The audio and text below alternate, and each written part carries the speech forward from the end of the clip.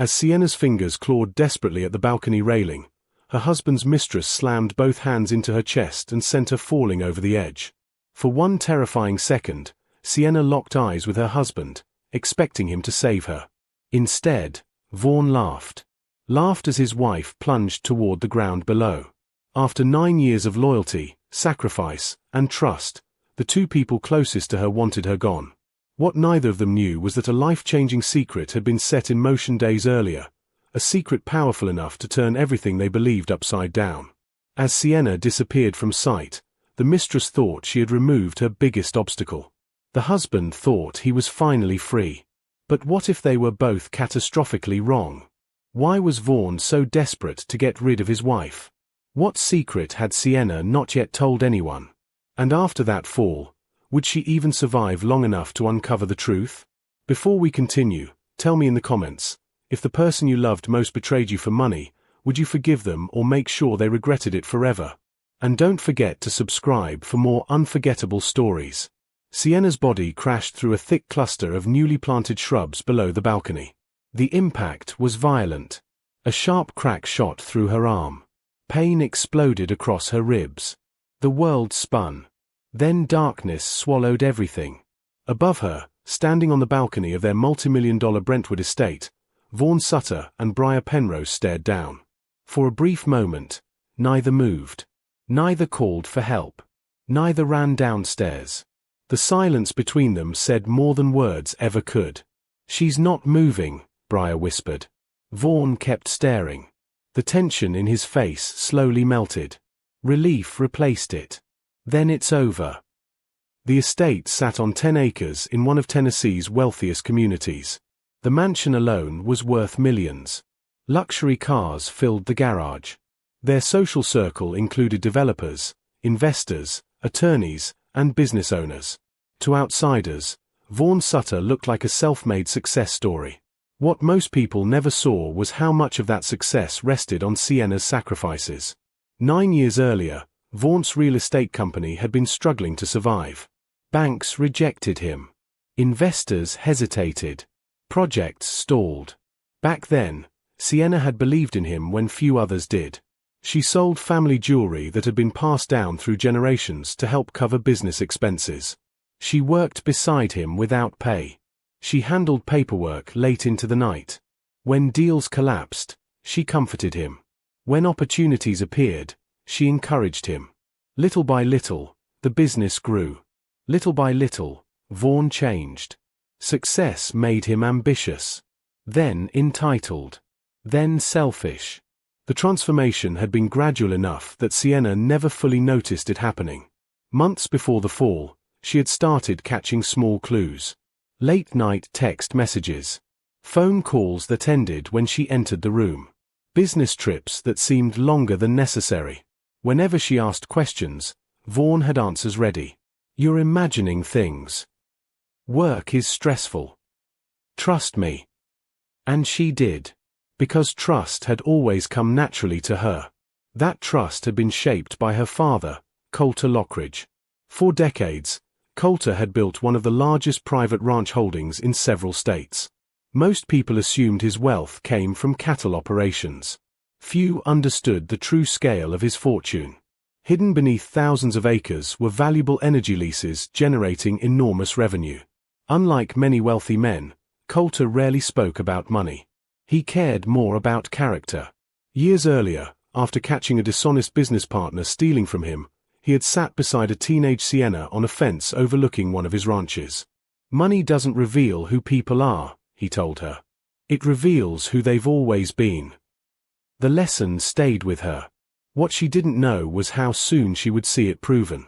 Only days before the balcony incident, Colter had died suddenly from a heart attack. His death shattered her.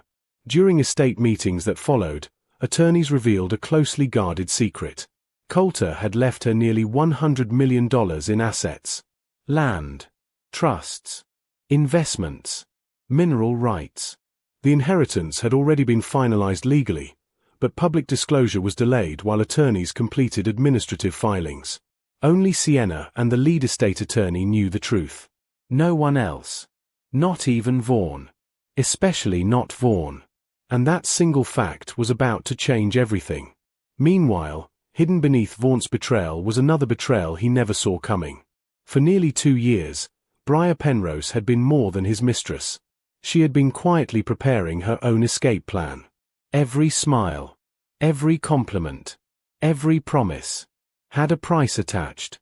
And Vaughan was about to learn that greed attracts greed. Down below, hidden among the landscaping, a faint groan escaped Sienna's lips. She was still alive. Neither of the people above realized it.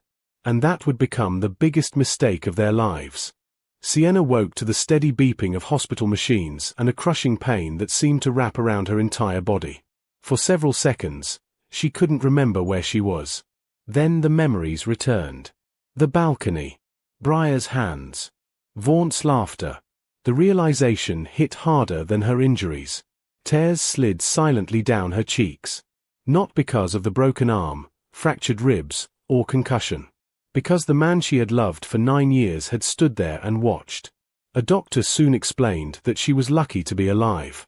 The recently installed landscaping below the balcony had softened the fall just enough to prevent fatal injuries. Months earlier, Vaughan himself had approved a renovation project that added mature shrubs and deep soil beds around the retaining wall. The cruel irony was almost impossible to ignore. As Sienna recovered, she told police she needed time before giving a formal statement. Her injuries and concussion made that entirely believable. Investigators treated the incident as a possible accident while gathering evidence. Sienna allowed them to think that. For now, 3 days into her recovery, a small moment planted the first seed of suspicion. A nurse entered her room after checking another patient nearby. "You may want to be careful about who you trust," the nurse said carefully. Sienna frowned. "What do you mean?" The nurse hesitated. "I shouldn't be saying this. But I overheard your husband in the hallway yesterday." "What did he say?" "He wasn't asking about your health." Sienna felt her stomach tighten. He was asking lawyers about financial exposure.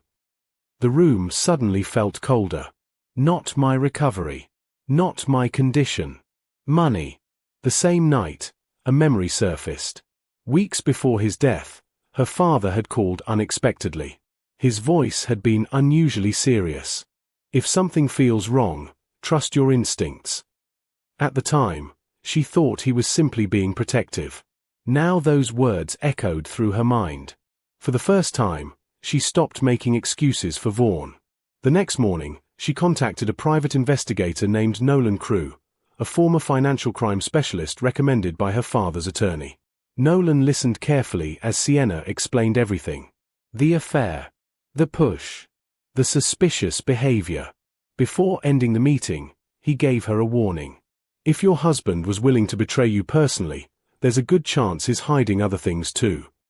Neither realized how right he was. Over the following weeks, Nolan dug deep. The first discovery arrived quickly. Vaughan and Briar had been involved for nearly 2 years. Photographs. Travel records. Private messages. There was no doubt. Sienna expected the betrayal to hurt. She wasn't prepared for how empty it made her feel. Yet the deeper investigation revealed something even more shocking. Money had been disappearing. Large sums. At first the transactions appeared legitimate. Business expenses. Property consulting fees. Vendor payments. But Nolan followed the trail. The money led to shell companies. The shell companies led to accounts secretly connected to Briar. She wasn't just sleeping with Vaughan. She was robbing him. For over a year. Small amounts at first. Then hundreds of thousands. Then millions. As Nolan laid out the evidence, Sienna stared at the documents. The irony was breathtaking. Vaughan believed he was manipulating everyone around him. Meanwhile, the woman he trusted most was quietly draining his wealth. Weeks later, another bombshell exploded. Coulter Lockridge's estate became public. Headlines spread through business circles across Tennessee. Sienna Lockridge Sutter had inherited assets worth nearly $100 million. Land. Energy rights. Investments. Trust holdings. When Vaughan saw the announcement, panic hit him like a freight train. The wife he had tried to eliminate was suddenly one of the wealthiest women in the region. And for the first time, he realized the full size of the mistake he had made. But Sienna wasn't interested in reconciliation. She wanted the truth. And she had only begun uncovering it.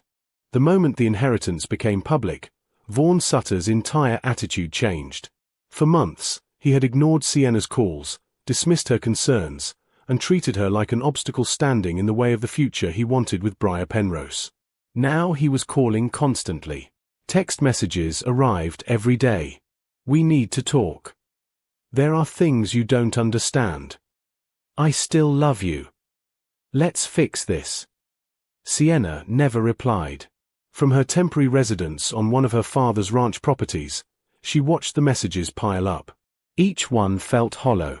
Because she now knew something Vaughn didn't. The private investigator, Nolan Crew, had uncovered far more than an affair. Months before the balcony incident, Briar had quietly begun stealing from Vaughn. She had created shell companies disguised as consulting firms. Fake invoices had been submitted to Vaughn's business. Money flowed out in small amounts at first, carefully hidden among legitimate expenses. The scheme worked because Vaughn trusted Briar completely. The same way Sienna had once trusted him. The irony wasn't lost on her. As Nolan continued digging, another important piece of evidence surfaced. Several messages exchanged between Vaughn and Briar immediately after the balcony incident had been recovered. Neither message directly admitted guilt. But together they painted a disturbing picture. Just stay calm. Nobody saw what happened. Stick to the same story. We can't afford mistakes now.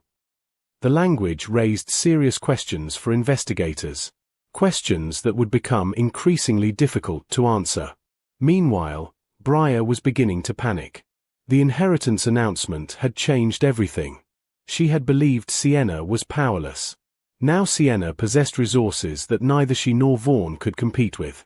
For the first time, cracks began appearing in their relationship. Arguments became frequent. Accusations followed. "You told me she was finished," Briar snapped during one confrontation. "You told me none of this would come back on us." Vaughn fired back immediately. "You said you had everything under control." Neither trusted the other anymore. Both knew too much. And both feared being blamed. Sienna watched it happen from a distance. She didn't need dramatic confrontations. She didn't need public scenes. The truth was already doing the work for her. Every new financial audit exposed another fraudulent transaction.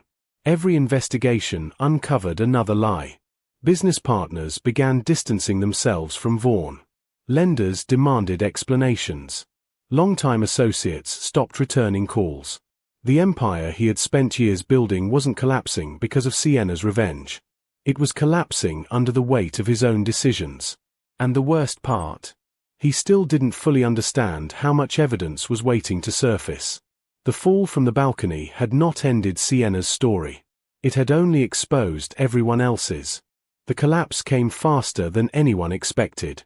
As investigators dug deeper into the financial records, the pressure on Vaughn and Briar became unbearable. The business audits uncovered hidden payments. The hidden payments led to shell companies. The shell companies led directly back to Briar. What had started as a secret affair was now connected to fraud investigations involving millions of dollars. The couple who had once believed they were untouchable suddenly found themselves trapped. And trapped people often betray each other first. Briar was the one who cracked. When investigators presented evidence linking her to the stolen funds, she immediately began shifting blame. "It wasn't my idea," she insisted. Vaughn knew more than his admitting. The moment Vaughn learned she was cooperating, his panic turned into rage. For 2 years he had trusted her. For 2 years she had smiled in his face while quietly stealing from him. The woman he had chosen over his wife had been using him all along. But Vaughn wasn't innocent either. As investigators examined phone records and recovered deleted messages, they found conversations exchanged between Vaughn and Briar after the balcony incident. Neither message openly confessed to pushing Sienna. Yet together they revealed something disturbing. Neither had reacted like innocent people. Neither had called emergency services. Neither had shown concern for Sienna's survival. Instead, their messages focused on keeping their stories consistent. Faced with mounting evidence, the two former lovers turned into enemies. Each revealed damaging information about the other. Each tried to save themselves. Each accelerated the other's destruction. The relationship built on lies ended exactly the way it began with betrayal. Months later, Vaughn requested one final meeting with Sienna. After careful consideration, she agreed. Not because she missed him. Not because she wanted reconciliation. Because she wanted closure. They met on a quiet section of ranch land that had belonged to her father. The late afternoon sun stretched across the fields. For a moment, neither spoke. The confident businessman Sienna once knew was gone. The man standing before her looked exhausted. Older. Defeated. The consequences of his choices had finally caught up with him. Vaughn stared at the ground before speaking. If I could take everything back, I would. Sienna looked at him calmly. Would you? Or would you only take back the part that cost you everything? The question stayed in her mind. Then she remembered something. Years earlier, her father had told her that money reveals who people truly are. Now she finally understood. Vaughn broke the silence. I made the biggest mistake of my life. Sienna studied him for several seconds. Then she answered softly. No. He looked up. Confused. The biggest mistake of your life wasn't losing me. His expression changed. You never thought I would survive long enough for the truth to come out. The color drained from his face. Because she was right. And they both knew it. For the first time, Sienna felt completely free. Not because she had inherited $100 million. Not because Vaughn had lost everything. But because she no longer carried the weight of his betrayal. She turned and walked away. Without anger. Without tears. Without looking back. Behind her stood a man who had laughed when she fell. Ahead of her stood a future he would never be part of. And that was the punishment he would carry for the rest of his life. Moral of the story. Greed blinds people to what truly matters. When someone values money, power, or selfish desires more than loyalty and character, they often destroy themselves long before anyone else does. Trust should be given wisely, because betrayal rarely comes from strangers, it comes from the people who know exactly where your heart is. And in the end, wealth does not reveal greatness, it reveals who a person has been all along.